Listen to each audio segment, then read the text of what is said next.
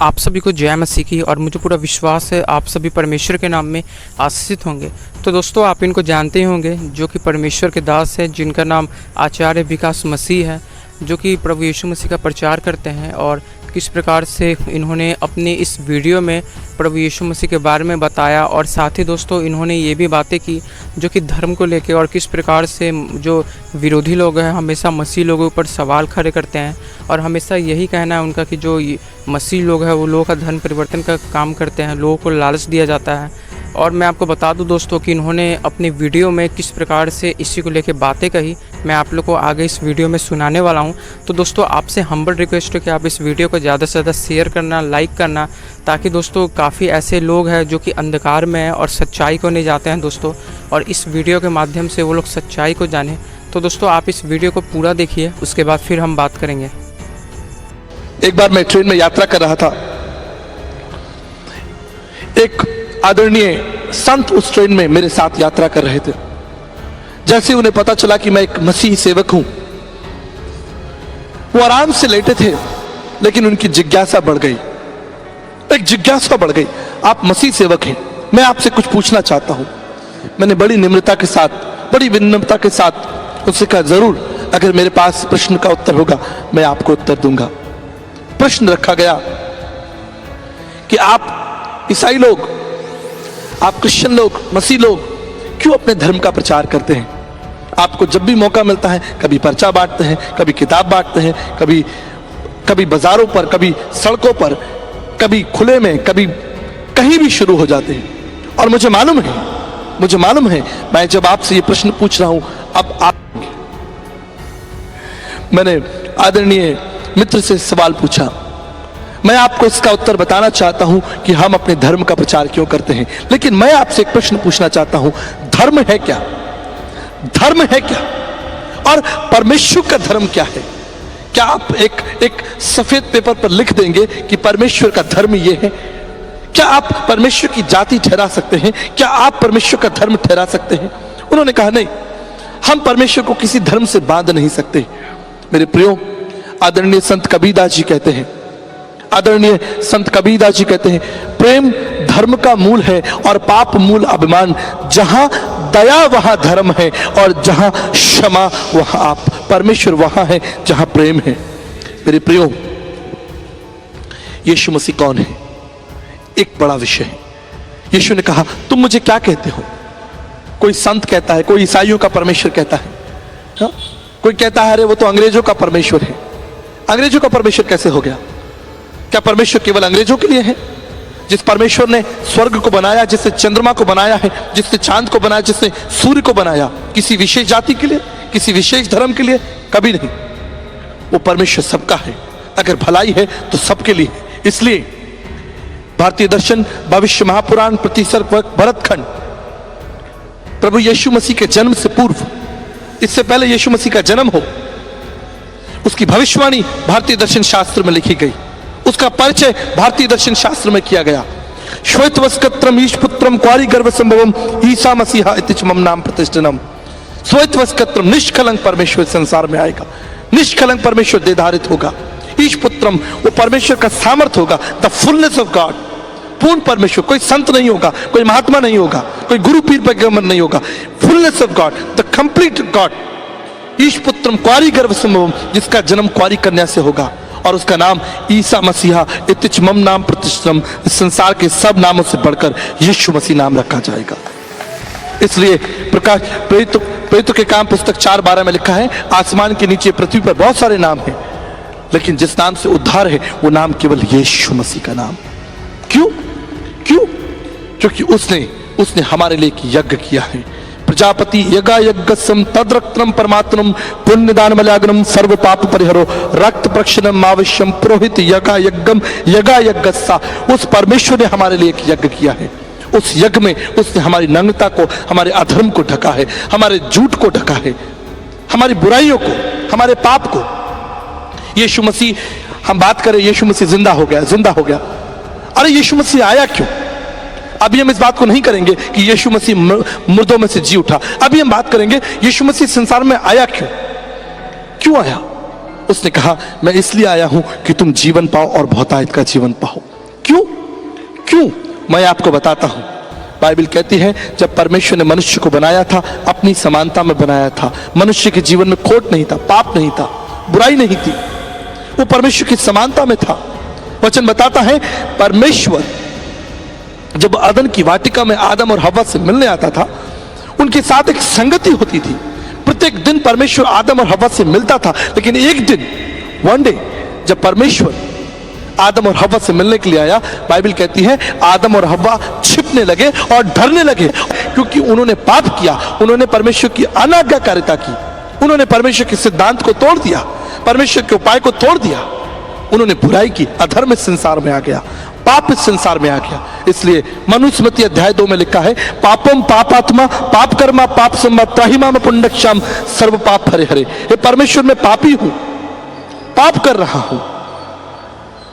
हम सब, चाहे हम किसी भी धर्म जाति के क्यों ना हो, किसी भी भाषा के क्यों ना हो, किसी भी कुल क्षेत्र के क्यों ना हो, आप किसी भी जाति के क्यों ना हो, आप कहते हैं मैं इस जाति का हूं, बड़ी जाति का हूं, मैं इस राज्य का हूं, इस देश का हूं, आप किसी भी जाति के क्यों ना हो, किसी भी राज्य के क्यों ना हो, किसी भी देश के क्यों ना हो, पापम पापात्मा पाप कर्मा पाप संभा त्राहिमा में पुंडक्षाम सर्व पाप हरे।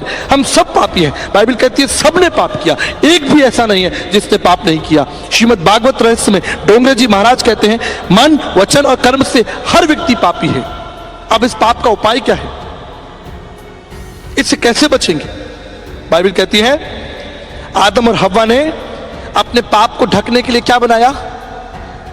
अंजीर के पत्ते अपनी नग्नता को ढका। मैं सोचता हूं क्या मूर्खता थी। अंजीर के पत्ते कब तक चलते? अगर इतनी गर्मी पड़ती तो पता चलता कि 1 घंटे में अंजीर के पत्ते सूख जाते और आदम और हव्वा फिर नंगे हो जाते, फिर एक बार और बनाया जाता। प्रयास, मनुष्य का प्रयास, मनुष्य के प्रयास से मनुष्य अपनी नंगता को नहीं ढक सकता। इसलिए बाइबल कहती है परमेश्वर ने उनके लिए एक उपाय किया। परमेश्वर ने एक निष्कलंक मेमने का वध किया और उसके चमड़े से मनुष्य की नंगता को ढका। मेरे प्रियो, अदन की वाटिका में मनुष्य की शारीरिक नंगता को ढका गया और क्रूस पर मनुष्य के मन की नंगता को ढका गया। मेरे प्रियो, यीशु मसीह संसार में क्यों आया? ताकि वो आपके अधर्म, आपके पाप, आपके बोझ को उठा ले। कोई नहीं उठाना चाहता। मैं एक अंतिम घटना बताकर आपको समापन की ओर लेकर चलूंगा। कई वर्षों पूर्व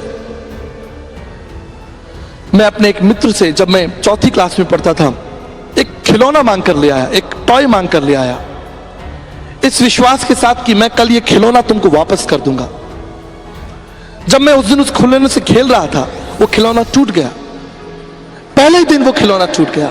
मेरे मन में एक भय आ गया, एक डर आ गया, कल मैं अपने मित्र को ये खिलौना कैसे वापस करूंगा?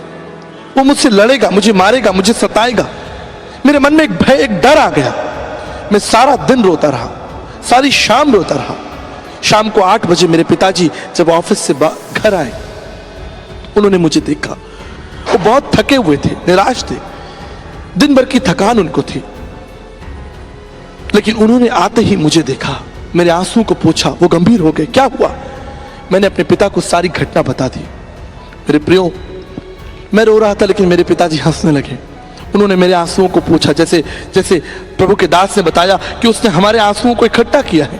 वो परमेश्वर हमारे आंसुओं को इकट्ठा करता है, उनकी कद्र करता है, क्योंकि वो हमसे प्रेम करता है। मेरे पिताजी ने मुझे तैयार किया और मुझे बाजार लेकर गए। जानते हैं उन्होंने क्या किया? उन्होंने मेरे लिए खिलौने खरीदे, एक नहीं 2। एक मेरा कर्ज चुकाने के लिए और दूसरा मेरे आनंद के लिए। मेरे प्रियो, जब एक संसारिक पिता अपने बच्चे के कर्ज को चुकाता है, तो परमेश्वर जिसने आपको रचा है, बनाया है, जिसने आपकी सृष्टि की है, वो आपको पाप के कर्ज में कैसे छोड़ देगा? कैसे छोड़ देगा? इसे लिखा है ना योगिन ना सांख्यन कर्मणा नो ना विधाया ब्रह्मिकत मोक्ष विद्यते सिद्धाय ना तुम्हारे योगा करने से, ना तुम्हारे माला फेरने से, ना योगिन ना सांख्यन कर्मणा नो ना विधाया, और ना तुम्हारे धर्म के कामों से, तुम्हारे धर्म के कामों से नहीं। ब्रह्म एकत्र मोक्ष विद्यते सिद्धाय नान था, लेकिन परमेश्वर के अनुग्रह के द्वारा तुम्हारे सारे पाप क्षमा हो जाएंगे। महाभारत के युद्ध में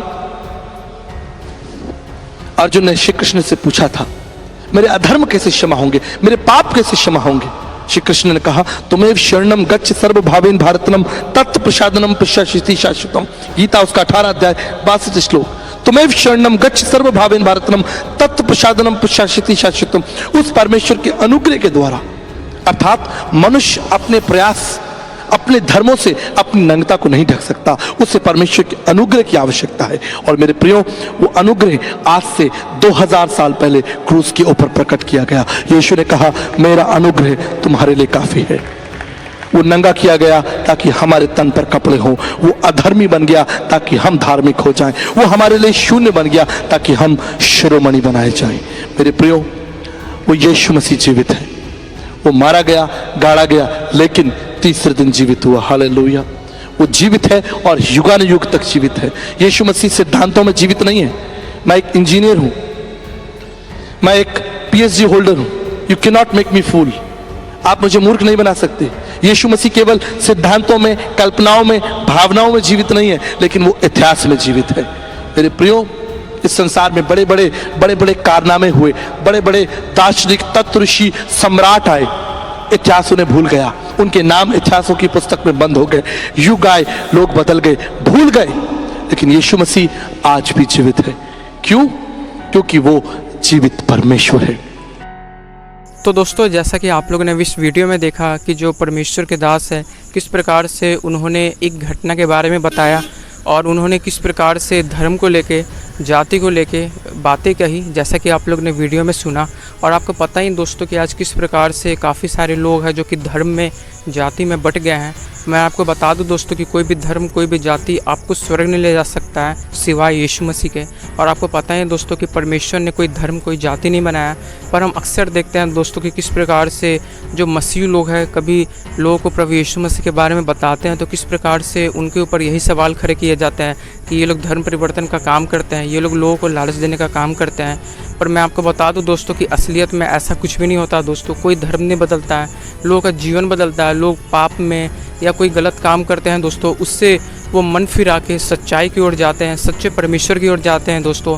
और जैसा कि आप लोगों ने परमेश्वर के दास की बातों को सुना, जिन्होंने किस प्रकार से इसको लेके बातें कही, तो दोस्तों ऐसे आपका इस वीडियो के बारे में क्या कहना है? अपने जो भी सुझाव कमेंट में ज़रूर देना।